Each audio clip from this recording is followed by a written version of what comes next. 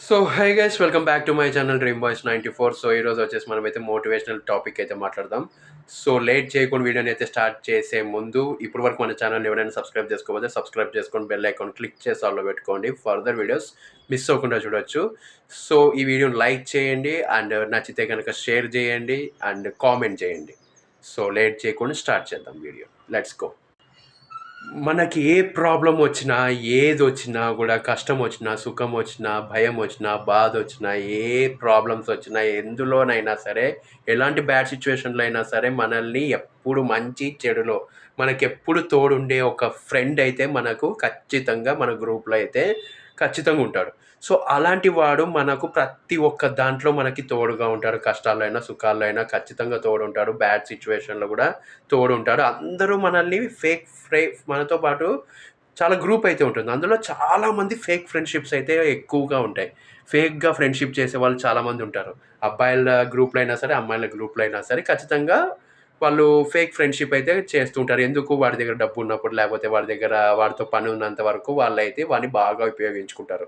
ఒక ఒకానొక టైంలో వాడితో పని తీరిపోయిన తర్వాత వాళ్ళైతే అందరూ ఎళ్ళిపోతారు వదిలేసి. కానీ ఒక్కడు మాత్రం మనతోనే ఉంటాడు. మన మన వెంటే నడుస్తూ ఉంటాడు. కష్టాల్లో అయినా, సుఖాల్లో అయినా, బాధలో అయినా, భయంలో అయినా, ఏ దాంట్లో అయినా సరే వాడు మన చెయ్యి ఎప్పుడైతే స్టార్టింగ్‌లో పట్టుకున్న వాడు ఎప్పటికీ వదులుకోకుండా చివరి వరకు ముసలి వాళ్ళైపోయి చనిపోయేంత వరకు మన చెయ్యిని ఎవరైతే వదలడో వాడు ట్రూ ఫ్రెండ్. సో, వాడిని మాత్రం మనం ఖచ్చితంగా మన లైఫ్‌లో నుంచి వాడిని పోగొట్టుకోకోకుండా, వాడు మనకు దూరం అవ్వకోకుండా, వాడిని మనము చాలా అంటే చాలా బాగా చూసుకోవాలి. మన దగ్గరే ఉండేటట్టు చూసుకోవాలి.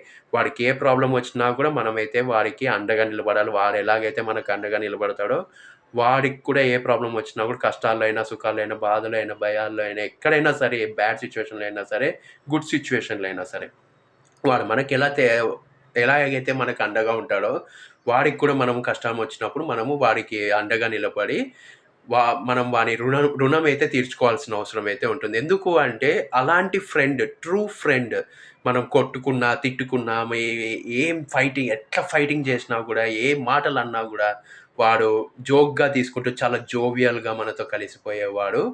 అండ్ ఏ ఏ ఏం జరిగినా గూడా మనతోనే ఉండేవాడు. మనకు మళ్ళీ దొరకడు. అలాంటి వాడు మనకు దొరకడు కాబట్టి ఉన్నవాడిని జాగ్రత్తగా వానికి రెస్పెక్ట్ ఇస్తూ, వాని ఫ్రెండ్‌షిప్‌కి వాల్యూ ఇస్తూ మనమైతే వాడిని చాలా జాగ్రత్తగా కాపాడుకోవాలి. జీవితంలో వాడు మన నుంచి దూరం అవ్వకోకుండా మనం వాడిని బాగా చూసుకోవాలి. వాడిని బాగా ట్రీట్ చేయాలి. నచ్చితే గనక లైక్ చేయండి. Tag your friend.